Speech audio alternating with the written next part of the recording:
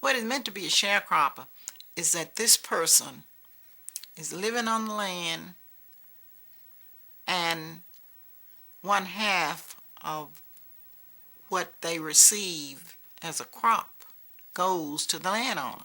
One half of the crop. If it's cotton, they get one half of that. If it's corn, they get a half of that. They get a half of everything that you produce on that land. And their home is free. It's owned by the landowner. The sharecropper lives in a house. Well, given half of their crop is paying the rent for living on the farm. So when people were kicked off the land, the landowner lost. Can I just back up? So what's so bad about that arrangement? Just talk to Bob again.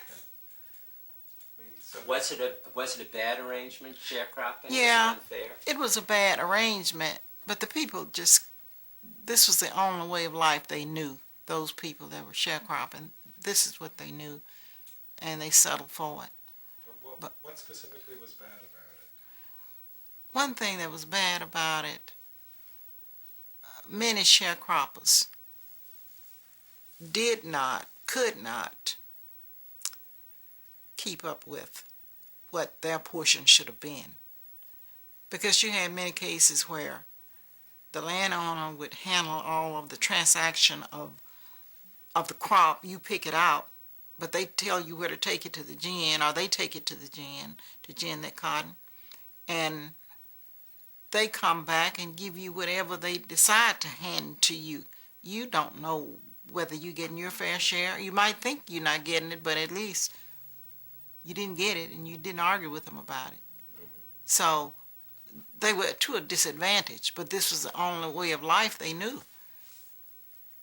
People lived in the tents, and all of the conditions were not that great, but by the stories of people who lived there themselves, many of them said that the conditions were better than they were living in those sharecropping homes, because they said that most of the time they could not keep warm in those houses, but in the tents they were warm, and they heated by wood. They had wood heaters in there.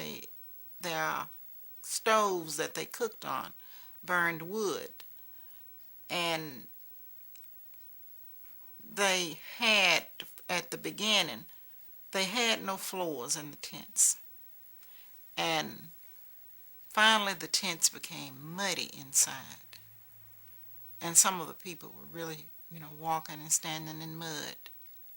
But there were so many people that came from outside of Fayette County as a result of information through the news media, that there were just groups and groups and more groups of people that raised money, carried food, carried clothing into Tent City, and there were other families who found places to live that were not in Tent City, but they even helped those people.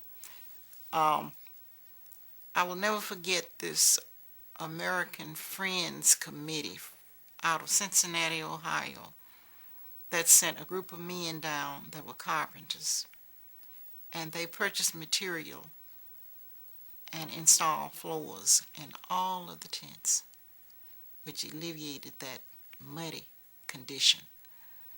And this was just so wonderful.